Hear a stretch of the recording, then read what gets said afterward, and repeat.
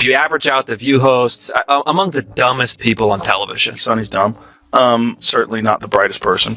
And what you just said just doesn't make any sense. It's just like so silly to say. It's not a well thought out. It's like if you had an idea for a premise and it was totally baked and half baked and you went on stage with it and it's nothing. All right, people, buckle up because today we're going to delve into one of the most intriguing stories that is currently making the rounds on the internet. It involves Senator John F. Adams, and you guessed it, it's about a lawsuit. Yes, you read correctly. F. Adams is suing The View co-host Sunny Hostin and the show's producers. This is a huge deal, folks, like a huge bombshell that is upending both the political and talk show worlds. Why should you care about this? What's happening behind the scenes? Why is it important to us? Stay with me because we're going to unravel this entire saga, step by step. About the J6 people too, though, right? That's what they're going to say on the other side. That is organized also. I'm not referring to that. I'm talking about the New York trial. And now the Democrats on our side there were some that were gleeful calling it like, now he's a convicted felon and those things. And now for our party, we were talking about criminal justice and we're now talking about second chances, and now all of a sudden now you're like, well, he's a convicted felon and all these things.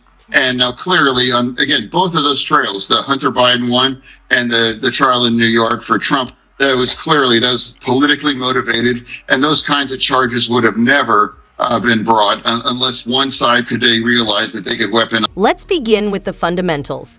The Democratic senator from Pennsylvania, John Fetterman, is well known for being open and honest. He has always been a supporter of equality, justice, and expressing his mind regardless of who listens. But this is on a whole new level. Fetterman recently appeared on View, the renowned talk show that attracts millions of viewers daily and is well known for its lively debates and candid conversations. It's a huge platform where everything from politics to pop culture is discussed and analyzed, but things didn't go as planned. Instead of a leisurely discussion about current affairs and the customary political banter, the live broadcast took a dramatic turn in the middle of the show. Of the program, the specifics of the remarks made by Sunny Hostin, one of the hosts, haven't been made public yet, probably because of the ongoing legal proceedings, but we do know that Fetterman found them offensive and possibly defamatory. He is currently suing Hostin and The View's producers, alleging that the comments damaged his reputation and that the producers did nothing to prevent them from airing. They had a placebo group and they had a vaccine group because they wanted for military readiness to see if the flu shot was prophylactic against coronavirus. What they found is actually the people who got the flu shot were 36% more likely to get coronavirus. And that's not a lone study. We found 6 other major studies that say the same thing. If you get the flu shot, you're more likely to get coronavirus. Look, all you have to do, Alan, and this is what Cochrane said, is look what's happened to longevity in the elderly since we started mandating the flu shot to elderly people. Those are the people who their life expectancy has dramatically gone down as the flu shot proliferated. And if you see, the people who died during the COVID crisis. Therefore, why should any of us be concerned about a political figure like Fetterman suing a talk show host during the day? Well, when you think about it, this isn't just a dramatic argument between two well-known individuals. Rather, it's a significant point in the ongoing discussion about the obligations of media platforms and more generally about striking a balance between the right to free speech and maintaining one's reputation. Because everyone's words are subject to scrutiny in the current digital era, and anything said on a platform like The View can instantly be broadcast to millions of people. This case touches on many larger issues that impact all of us, such as defamation laws, journalistic responsibility, and the enormous power that media outlets hold in influencing public opinion. Known for his unvarnished political views, he has made it apparent that he is not going to back down from protecting his reputation. He feels that uncensored remarks, particularly those made on a show with such a high profile, can have detrimental effects. This isn't just about him. It's also about establishing a standard for how media outlets should function, making sure they are held responsible for the messages they spread. It's his son, after all, and people do have sympathy for that. but a lot of people are angry with him about it. What do you say? Oh, well, I think it's undeniable that the case against Hunter Biden was really politically motivated, but I also think it's true that the trial in New York for Trump that was political as well too. Now it's that, and in both cases, I think a pardon is appropriate, and I really think collectively, America's confidence in these kinds of institutions have been damaged by these kinds of cases, and we cannot allow these kinds of institutions to be weaponized against our political opponents. And it's very clear both trials were politically motivated and weaponized. That on the Every word and gesture can go viral in this day and age of instant information sharing, so responsible journalism is more important than ever. According to Joe Rogan, a talk show like The View, which has millions of viewers, has the ability to influence public opinion. What is spoken there is important for everyone there, not just the guests. On The View. Yeah. Yeah, so that's been overwhelming my past couple days. So I just went in there, did my thing. I had no idea what to expect. I didn't know who Sunny Hostin was. I actually still really don't know. So I wasn't expecting necessarily for her to kind of try to ambush me in that way and attack my character in that way. Well, it is the show that people love to hate.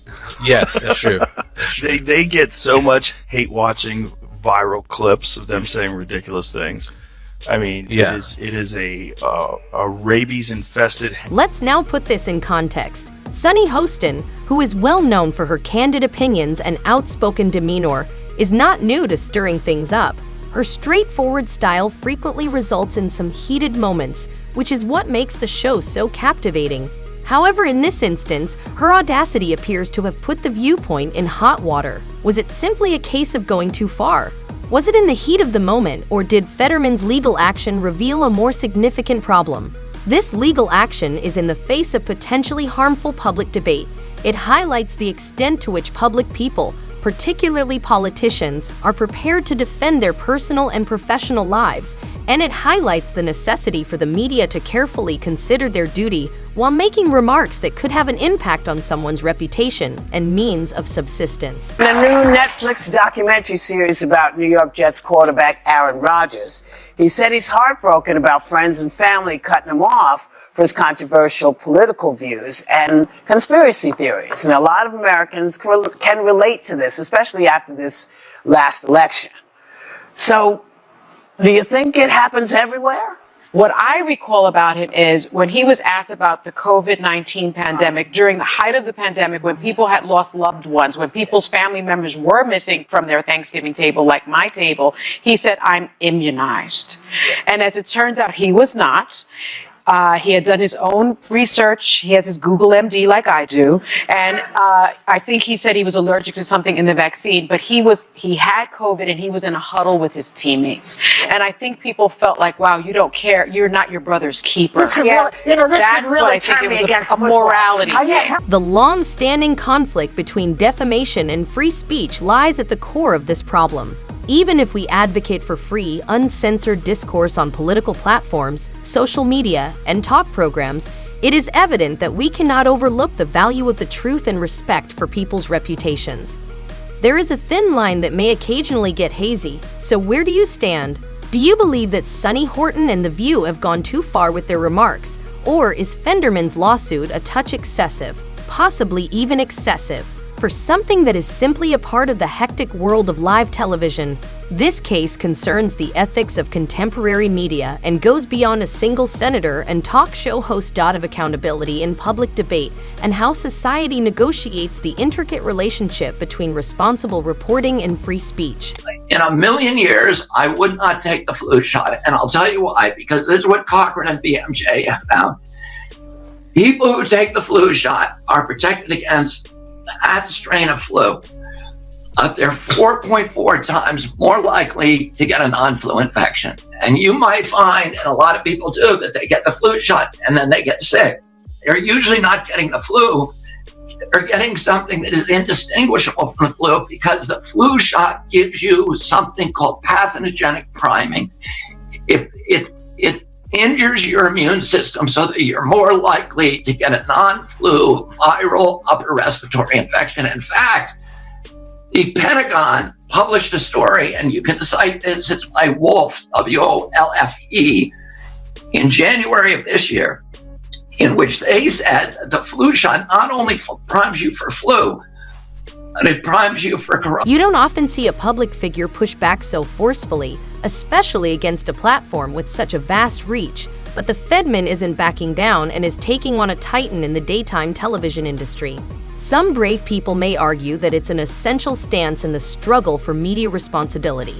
The legal community is closely monitoring how this case may impact future media practices and the handling of defamation lawsuits in the era of social media and instant broadcasting. But the more important question is what this means for how we discuss politicians and public figures going forward. Since the lawsuit was filed, everyone has been talking about what will happen next. We'll be keeping an eye on whether we see additional lawsuits for possibly damaging remarks made on television, or if this ends up being just another media feud. Regardless of your preference for the political or media aspects of this legal drama, one thing is certain: this case is laying the groundwork for a larger discussion about the influence and accountability of the media. What do you think? Do you support Fetterman, or do you believe the viewpoint is merely doing what it does best, agitating the public for ratings? We're all on this journey together, so please share your opinions here. We'll keep you informed at every stage, so stay tuned and catch up. In the following one, you